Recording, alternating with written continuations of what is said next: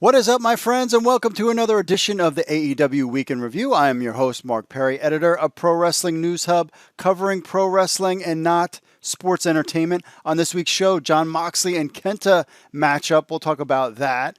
Plus, AEW Unrivaled Series 5, Sculpts, as they call them, are revealed. We'll go over that and so much more. So how do you get in touch with the show? Simple. Email podcast, prowrestlingnewshub.com with your MP3s or call 888-430-7692 extension 3. Remember, cutoff time is 6 p.m. Eastern on Thursdays. And also, leave us a review on Apple Podcasts. We'll read it on the show because we like that so much. And also make sure you like and subscribe to our YouTube channel.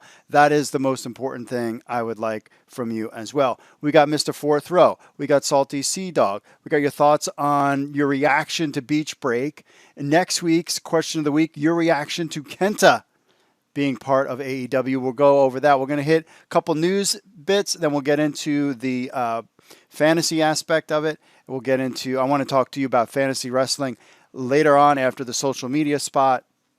And we've got a couple news tidbits too before we get to the whole recap, ratings, etc. So first up we want to talk about is the wrestlers of the week for AEW Fantasy Wrestling.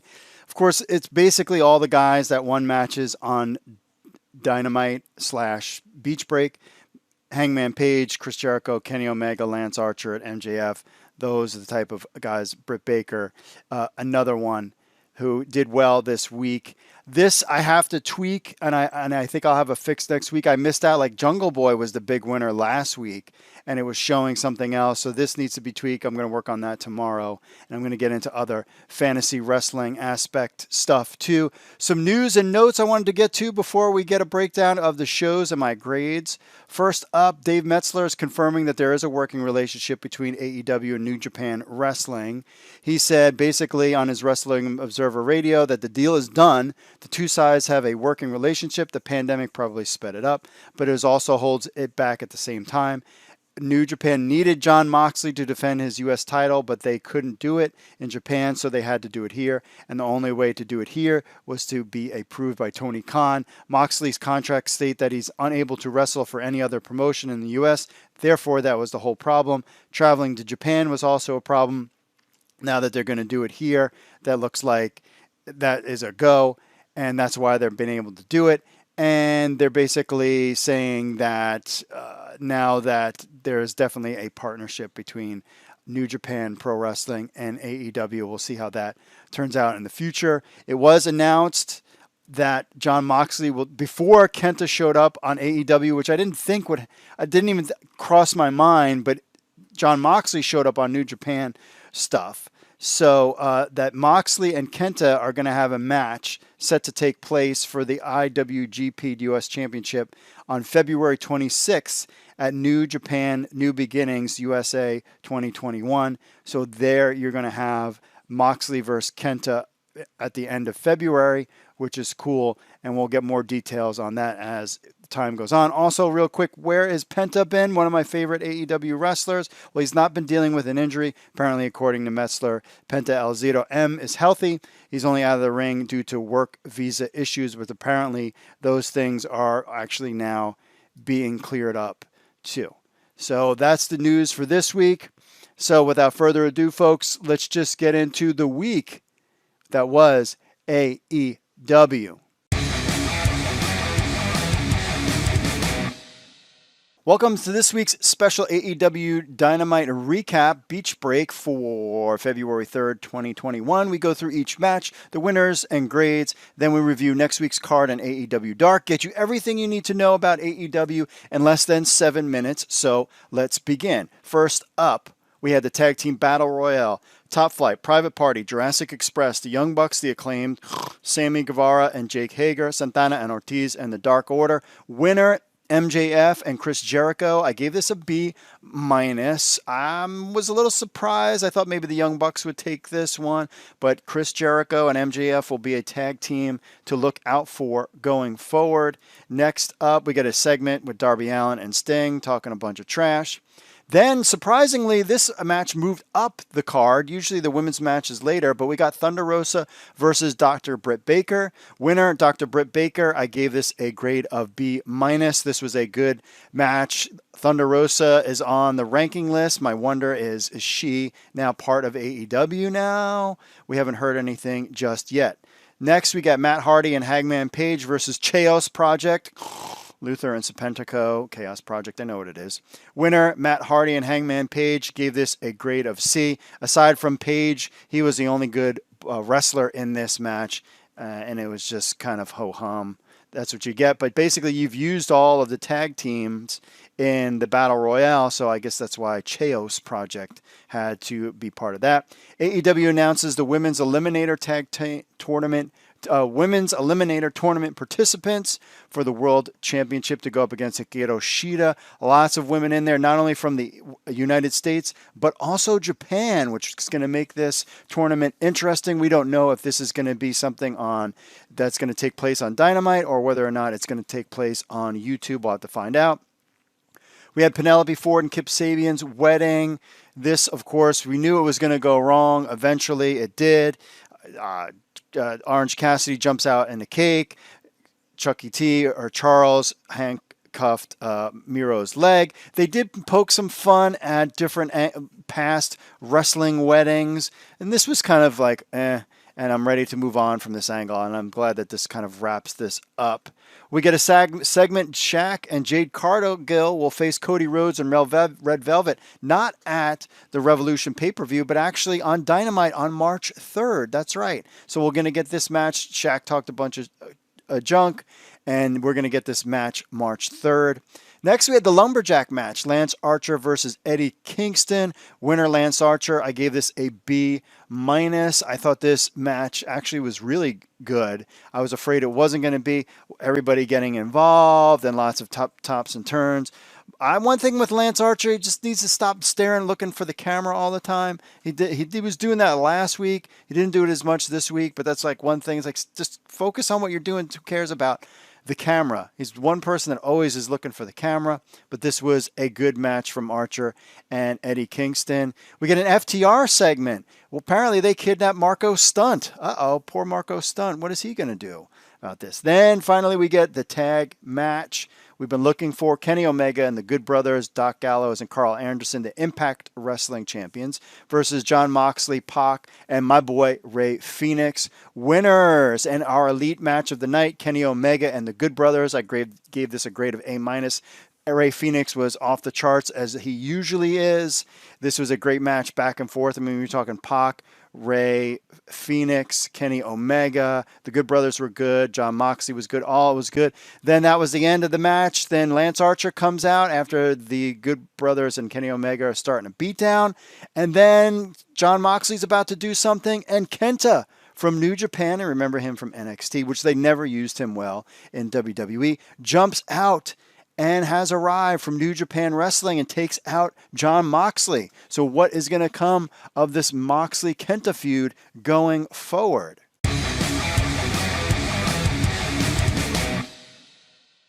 Card for next week's Dynamite. They only announced just a couple ones. First, we'll get Darby Allin versus Joey Janela for the TNT Championship match. That seems to be the big event.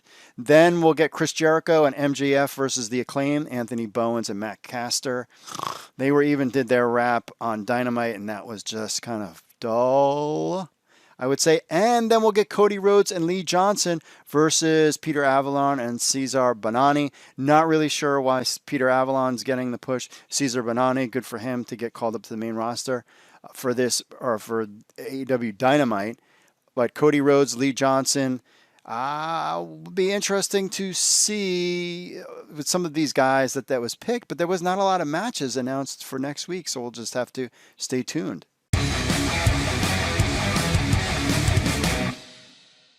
Your quick AEW Dark results for February 2nd. First, Rey Fenix beat Casey Navarro. Taya Conte defeated Tesha Price. Thunder Rosa defeated Danny Jordan. Santana and Ortiz defeated Fuego del Sol and Vari Morales. Layla Hirsch defeated Catalina Perez. The Acclaimed, Anthony Bowens and Matt Caster defeated Ryzen and Danny Limelight, I always get that wrong. Bear Country, Bear Boulder and Bear Bronson, and Joey Janela and Sonny Kiss. They defeated Sean Dean, Baron Black, Aaron Solo, and Mike Verna. Diamante and Ivelisse defeated Vixen and Jasmine Allure. The Gun Club, Billy and Colton, they defeated John Schuyler and Ray Jazz. Red Velvet defeated Alex Gracia. Preston Vance, number 10, defeated Jake St. Patrick. And SCU, Christopher Daniels and Frankie Kazarian beat Chaos Project, Luther, and Serpentico.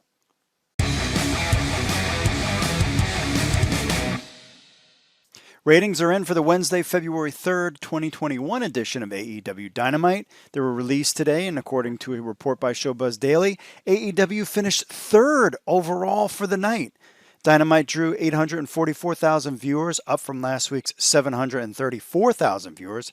They finished 6th overall last week. Dynamite was live at Daly's Place with the special Beach Break episode that featured Kenny Omega and the Good Brothers versus Jon Moxley, Pac, and Rey Fenix. Surprisingly, NXT drew 610,000 viewers, down from last week's 720,000 viewers. It finished 51st overall. Last week they finished 24th. Their show featured an appearance by Edge, which I thought for certain would have them nipping at the toes of AEW, and bringing in Edge was a total try to play when it comes to AEW's Beach Break. The total combined wrestling audience for both shows was exactly the same. 1.454 million viewers. It was that same 1.454 last week. Just that it's interesting that they all shifted to AEW over NXT, even though I knew Edge was going to appear on NXT. Based on the ratings, cable news took 9 of the top 15 spots, with MSNBC coming in at 4. Fox News returning to the top 10, and they're at number 6, and then CNN at 5, and then they get the rest of the spots there.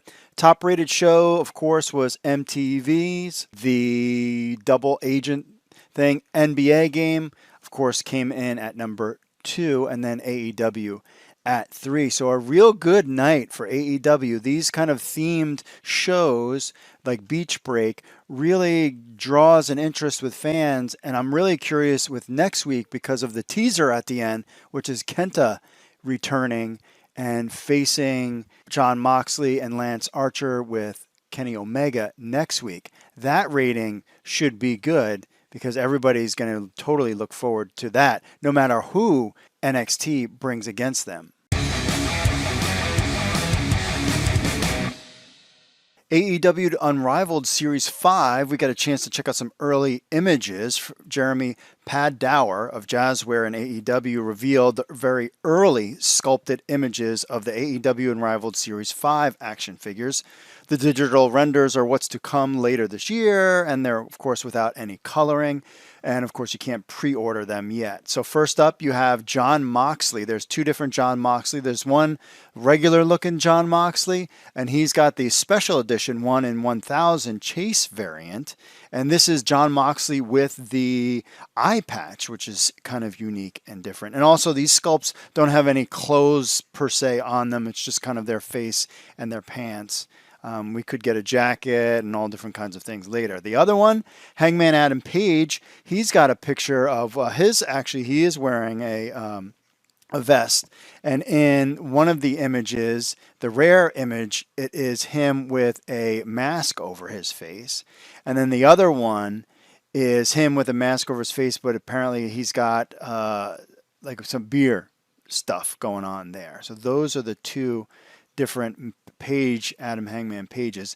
Also part of the collection making their first go run here is Luchasaurus, which is really cool. I want the Luchasaurus one, absolutely. Jungle Boy is part of the list too. I would get Jungle Boy, I think, as well. Scorpio Sky is also on the figures. Thing about Scorpio Sky is we haven't really seen him much and getting a big push. Part of me wonders if he is injured at this time or what's going on with Scorpio Sky, because he hasn't really been used much, but he's getting an action figure. And Frankie Kazarian looking very upset. He also, too, has an action figure in this line.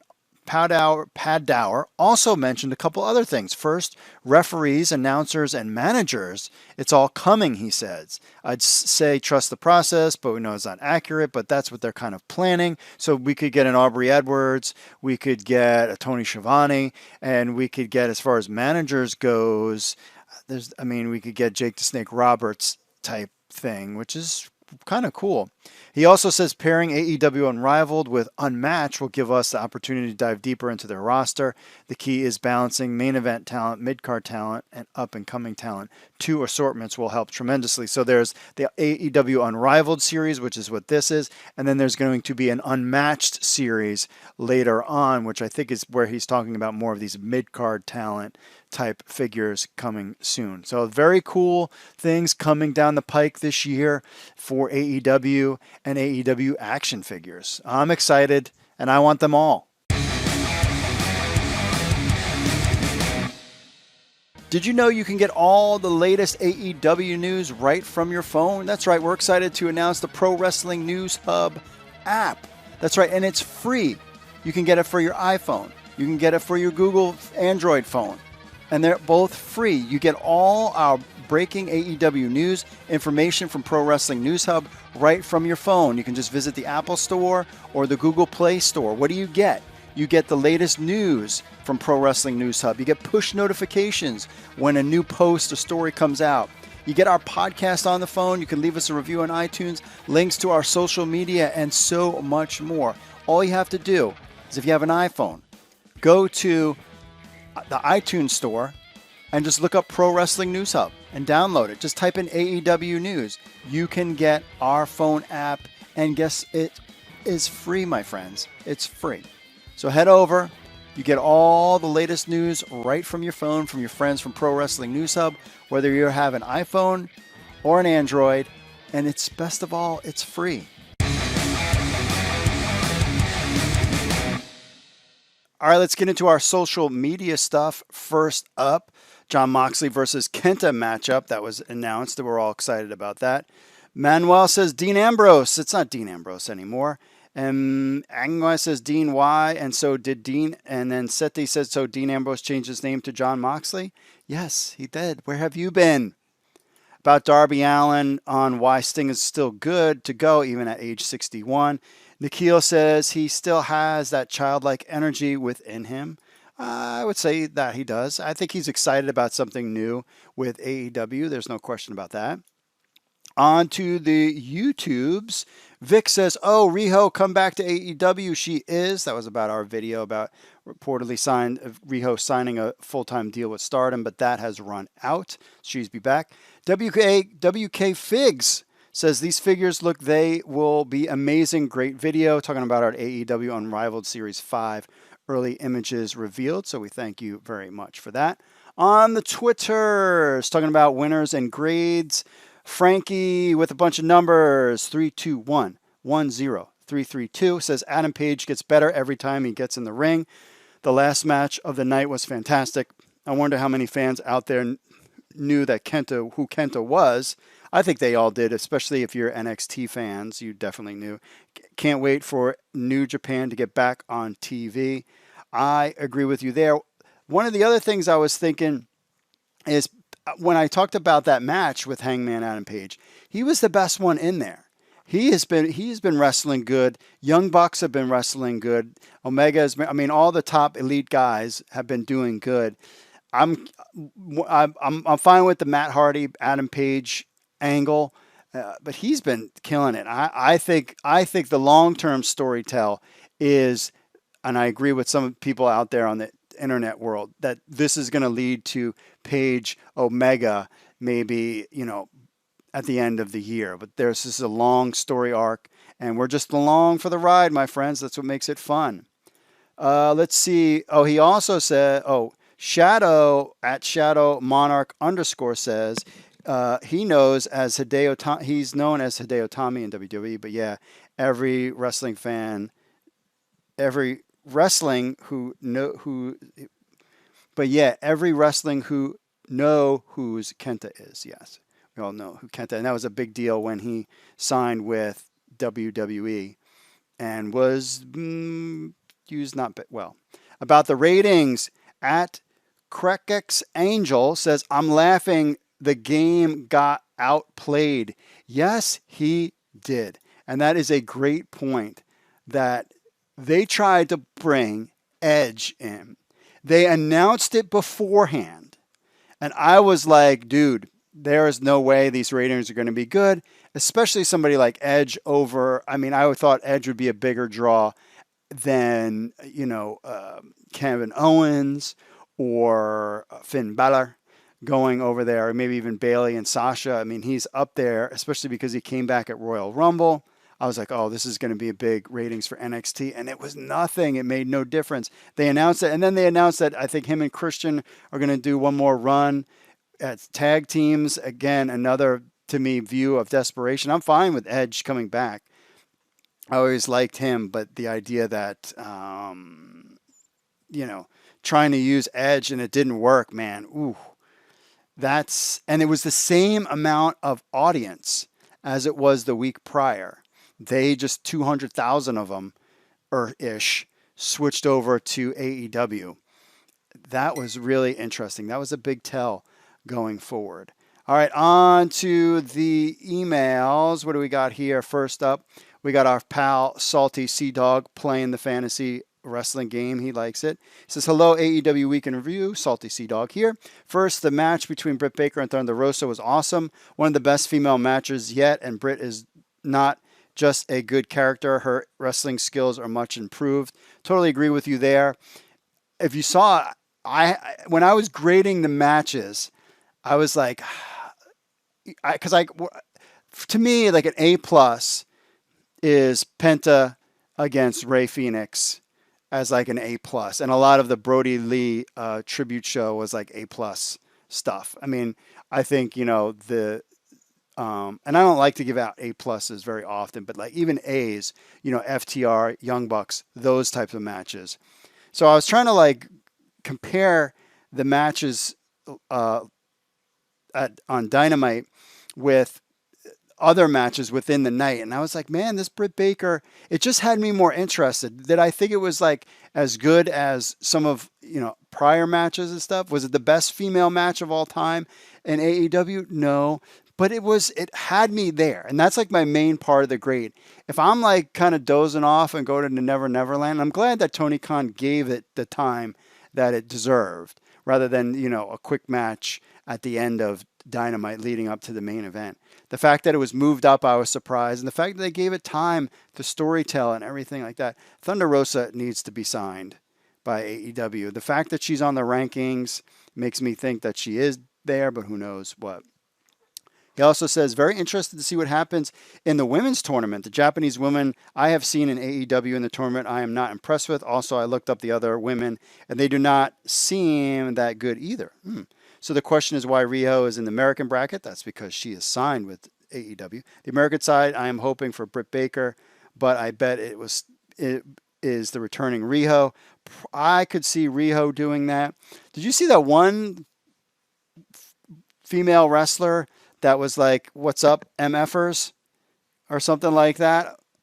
I was like, yeah, that's the one. She's the one that I'm interested in, the Japanese ladies. The tag team battle royal swerved us. It seemed like it was going to be the Young Bucks, but the Inner Circle came through. I'm predicting the Inner Circle will implode at the pay-per-view. MJF has something cooking. That would be interesting. Do you think they just want to get done with the Inner Circle? That storyline could be just going down the tubes quickly. The Wedding and Miro storyline is weak after the pay-per-view. I hope he is in the title picture. I agree with you there. I think they were kind of like, and then they just kind of ditched that. It just wasn't working as well as they'd like to. Like the whole best man and everything. It worked at first. The main event was awesome. Moxley, Pac, Phoenix versus the Good Brothers and Kenny Omega is a pay-per-view match. And yes, Mr. Mark Phoenix stole the show. Yes, of course he did. Of course he did. Over here, my Rey Fenix, from thanks to Mr. Fourth Row, he did steal the show. He was awesome. I give you that right there, and I'll put him back on the shelf as well. That's where he'll sit. But yeah, he was. I mean, just some of the things he was doing. I'm like, somebody posted somewhere that he should have the TNT title, and this year. And oh man, can you imagine Darby Allin Phoenix that would be off the charts too. The finish is all the talk. This just for the New Japan US title of Kenta and Moxley, or is it something more? No, I think it's that Kenta Moxley thing. Next week will be Omega and Kenta versus Moxley and Archer, so some things is in place with New Japan, even if a little, yes. Finally, my 2 salty Sea Dog fantasy teams are doing well. My team from the Master League is rising from the ashes. Yes, it is. He's playing well in the Fantasy League, and of course, you guys can join too. Speaking of the Fantasy League, before we get into Mr. Fourth Row final call, we'll get into the fantasy thing now that it's brought up. So it was an idea brought up by actually somebody on the XFL side of our world that talked about doing some kind of pick'em game for games. So you play fantasy football, but then you can pick them. So back when I owned All Wrestling, we did pay-per-view pick 'em. So I put it out there to the guys like Salty Sea Dog and said, hey, should we bring this back? They said, yes, absolutely. Here is the twist. And I've been thinking about this for a while because I'm a big cryptocurrency person following. And if you follow the news about Dogecoin and Elon Musk and how it's gone up and everything, I thought like Dogecoin would be a great thing as far as a currency for a website. And like a Reddit site where it doesn't have a lot of value, but it has somewhat value. And I thought of as a future, fans leaving comments and being able to tip each other, that kind of thing. But it's got to start somewhere. So here's my idea that I think we're going to do. So we're going to bring back pay-per-view pick'em on Pro Wrestling News Hub. We have all the data. It's just writing another section of the fantasy site where you can play pay-per-view pick'em. But the twist is that every pick that you get right, you get 2 Dogecoins. And then if you have the top of the list, so say at the end of the night, you got 5 out of 5 right.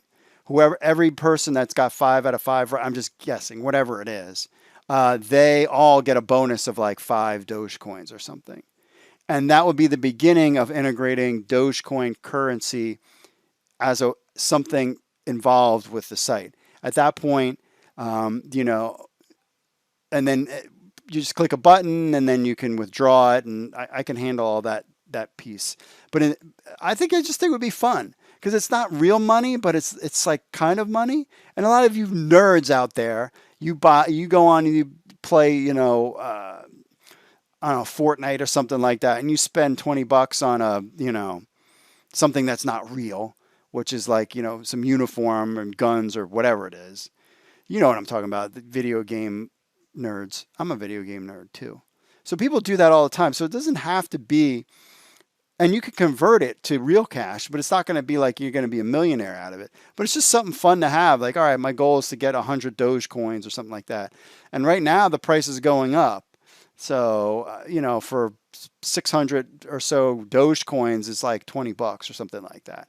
So it's going up, and you'd be, it was just something fun, different. And we'd be the only ones doing it. We're the only ones doing fantasy wrestling, and now we're going to do pay-per-view pick'em. So coming for AEW Revolution, we're going to have pay-per-view pick'em and it'll be the same login as your fantasy, another section in there where you'll be able to make your picks, and then at the end of the event, we tally them up, and then you get Dogecoin based on that. And I think we'll do that at first and then see how maybe we can integrate Dogecoin more into maybe weekly and playing that weekly fantasy thing. If you have the best score of the week, you'll get 2 Dogecoins or something like that. The person that came in second gets 1, something like that, just to kind of throw it out there. And eventually I would like to have your own profile page, which can show people how you're doing in your different leagues, and then your pay-per-view pick'ems. And we'll have a big list of all the top scores on the pay-per-view pick'em and that kind of thing. But so pay-per-view pick'em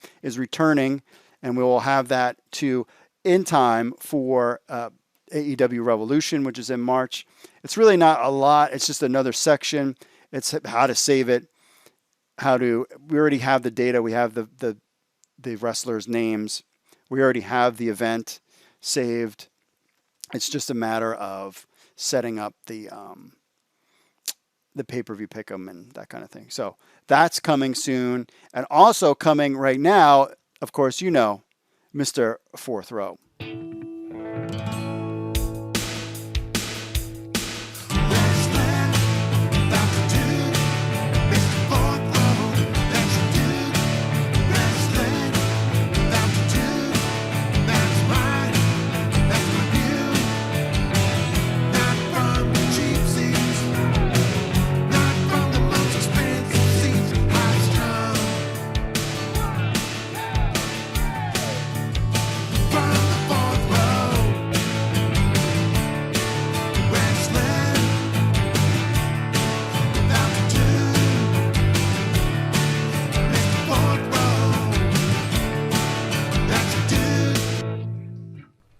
It's a go for another phone call there from Mr. Fourth Row. Hey, AEW Week in Review and Mr. Mark, let's talk about Beach Break. Some of my thoughts was, the first thing was that I always love these themed Dynamite shows, and I thought they had the nice touch of adding the huge giant beach balls and the surfboards and things of that nature, and kind of gave it that feel that this is Beach Break as much as they can do with all things considered going on in the world. When it comes to all the matches and things that happened on the episode, I really thought the tag team battle royal was pretty darn good. A lot of action, and I'm always glad that they have to eliminate both parties, both partners of a tag team in order to eliminate both of them. I always like that a little bit better than if one of your partners gets eliminated, then the whole team is eliminated. I just love it the other way. Then some of the other things that kind of stood out to me, we had all the other matches and things, with, Darby Allin and Sting, of course, Thunder Rosa, Britt Baker. I thought it was, a decent match there. Hangman Page and Matt Hardy, what are Matt Hardy's, of course, doing and stuff like that. The wedding was pretty good. I mean, unfortunately, I think a little stereotypical. I mean, how are we going to be able to do anything that's going to be new when it comes to wrestling weddings? I mean, I know it's a thing, it's a catch, but it's just like, what else are you going to be able to do that's different? I think we've almost seen it all, and somebody's going to have to come up with some great idea for it. Little worried about the match for next week, Shaq and Jade Cargill versus Rhodes and Red Velvet. I don't know how that's going to work out. Hopefully Shaq has been hitting the gym and has got his wrestling down. I really loved the Lumberjack match. Thought that was really good. A lot of chaos and things that were happening with that. I thought it was great. Loving the FTR and Jurassic Express getting into it. I think that's going to be a great feud. I think they can do a lot with that. And then, of course, the main event with Kenny Omega and the Good Brothers versus Death Triangle and John Moxley. Good, great. I loved them now, of course, getting New Japan involved in it. So with Kenta coming in, so is this going to be kind of a new standard, a new thing of getting all these promotions to kind of work together?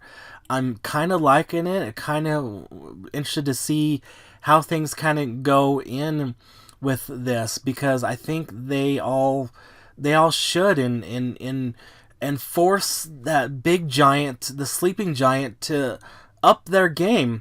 Honestly, I'm going to say that I've really honestly stopped watching their weekly shows. I still watch their pay-per-views, and the last pay-per-view that they had this past Sunday, I thought honestly was really good, but maybe that's just because I haven't watched it and been bored with their programming, getting from pay-per-view to pay-per-view, and that's what AEW is doing well. They're filling the holes, filling the time in between those big events, and the other guys, the big guys up there in Stanford are just not doing that, and that's what I think AEW is doing correctly and everything. So, I want to hear what everybody else has to say about that when it comes to going from pay-per-view to pay-per-view and making it cohesive, making it make sense, and not stalling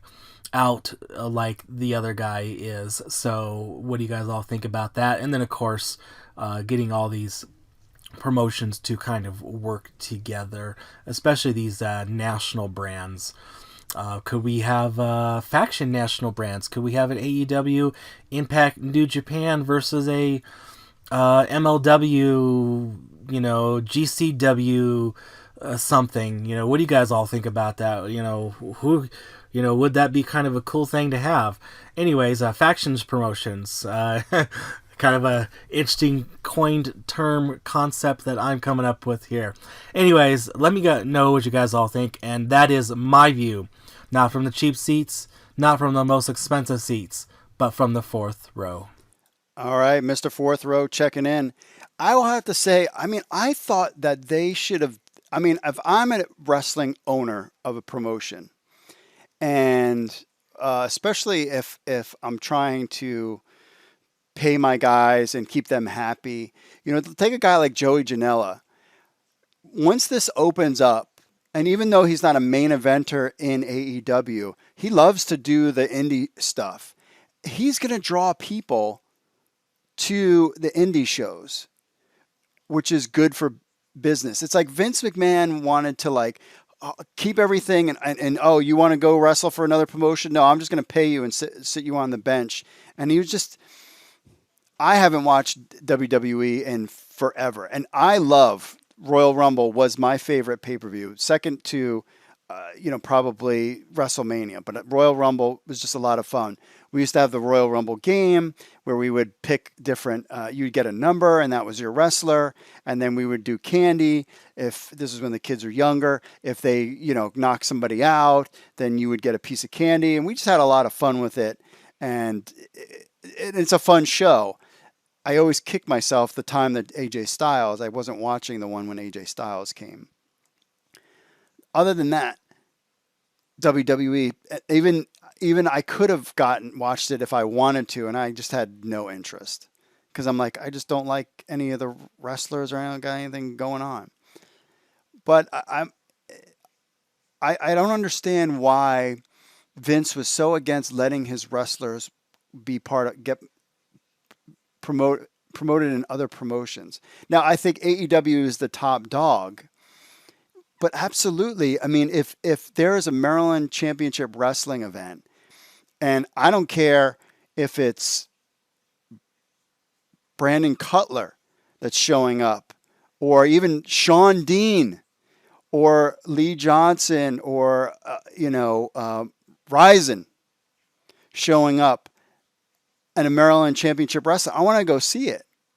And that's good for wrestling business. I think Tony Khan, and a thing that I have realized, it was kind of like my, I don't know, you want to call it like God moment, my Zen idea of the year kind of thing, was all about playing the long game. You guys know my story about the XFL going under and then coming back and kind of waiting that out. And just everything in this past year is just about playing the long game. And you see these people playing the short game in politics and in other aspects and just getting burned. And Vince McMahon plays the short game. He played it with the XFL. He plays it with WWE. And he's just the here and now, right this second. Tony Khan is playing the long game. And the long game is, if I can use my platform to make indie wrestling, which was already hot at the time, even hotter, and draw those hardcore fans as AEW fans, I could overtake WWE. If AEW reached out to every indie promotion in the United States, New Japan, AAA, Impact Wrestling, Ring of Honor, and had their guys in there, and maybe some of those guys appear on my show, and I can pool all of the wrestling fans that's not WWE fans and build my own brand, maybe in 5 to 10 years, I'll be the biggest dog on the planet. And really, Vince makes his money, and I don't know this as 100% factual, but between Saudi Arabia and now this deal with Peacock, which is a terrible name for a channel, you could have come up with something else. Peacock is dumb. I mean, Netflix is cool. Hulu, all of these things are fine. Then that WWE Network going over to the Peacock, terrible. And now they're getting more money than they did if they had their own network. That's going to get some more eyeballs, I'm sure, and it's going to help WWE. But without those two big deals, with a franchise that frankly is like living off of how popular it was 15 years ago. I mean, they still draw great ratings on SmackDown, and Raw, but they're like record-breaking lows. Like, bro, there's a good salesman in WWE that's hyping this product to other channels that eventually is going to get burned. AEW is, and this is what corporate wants. They want the up and coming, and AEW is up and coming. And what they're doing is innovating, and having these wrestlers wrestle other promotions is good for business. It's good for everybody's business. And if you're a contractor and under AEW, yeah, I don't want you to get hurt, but you going to promotions and selling your merch is just making you popular. I want a wrestler to use my television time to become popular. And if that means having them hit indie shows to get even more popular, Twitter followers, get in interviews on podcasts, I'm all for that, because then that guy is popular. Look at that. What's that one guy? Warlock, what was his name? He was super popular in the indies, and he came on AEW, and it was a good thing. So I like this cross promotion. I'm glad Kenta is in there. And it doesn't have to be forever. Do I want to see the Good Brothers there all the time? Do I think that the Good Brothers are better than the Lucha Brothers? No. Would I see the Good Brothers over Jurassic Express? No. Or Top Flight? No. It's okay for now. And then you go away and we just continue doing our thing. And every once in a while, you pull these guys in and you do a little thing for a little while and then you go away. I just like the way Tony Khan is running it. And this is a guy who grew up writing his own scripts for wrestling shows. He's probably just going back to them and being like, hey, this is a cool idea, and taking care of business. So the long drawn out answer is, yeah, I like this. I like this a lot. And I think it's great for the wrestling business. They could have done it years ago. WWE could have let NXT guys go to different promotions, but he didn't. And now he doesn't want him. He doesn't even want him to be on Twitch, which is so dumb.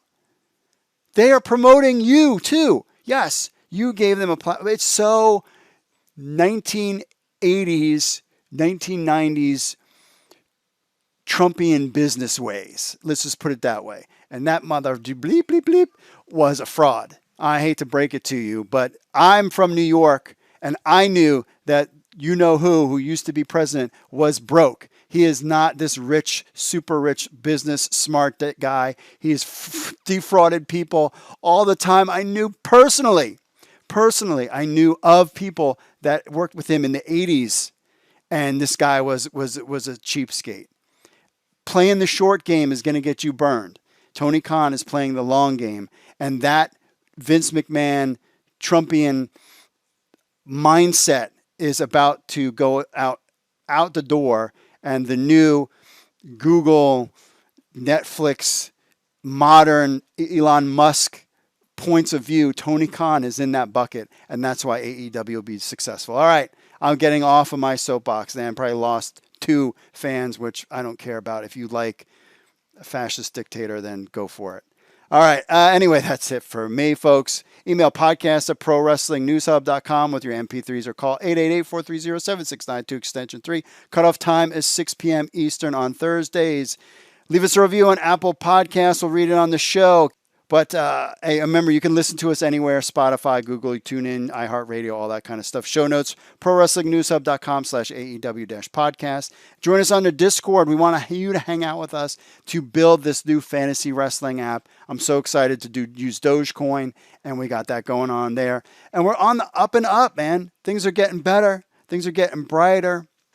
AEW, I have a feeling April, May, we could start seeing some AEW fans, more fans, and potentially they are booked and Daly's Place till March. And then after March, it's open. And there are some dates that are on the schedule right now if you look at the events. So I have a feeling that we could be maybe starting to move again and getting back. And then that's just going to help indie wrestling. And I'm excited to start promoting some of these indie wrestlers on this program. I'm going to start doing that next week. So if you know a AEW wrestler out there that wants to get interviewed, shoot me a message, podcast@prowrestlingnewshub.com. We'd love to talk to and interview some wrestlers out there for you guys to get to know and help promote them. That's what we're here to do, honestly. We want Pro Wrestling News Hub wants to be helping AEW become successful. That's our mission, is to bring more fans to AEW. We did that with fantasy wrestling. We'll do that with pay-per-view pick'em. We'll interview AEW wrestlers, even if they were just on Dark a couple times, and promote them and promote the wrestling business, because that's what we want to do. And we're just tired of the old way, the Vince McMahon WWE way. We're done with that. And I think that's going to fail, and AEW is on the up and up. All right, my friends. That's it for me, folks. Thanks for listening. Mahalo. Stay safe out there. Put that mask on. We're almost done with this whole deal. I promise. I have a good feeling about this. Numbers are going down.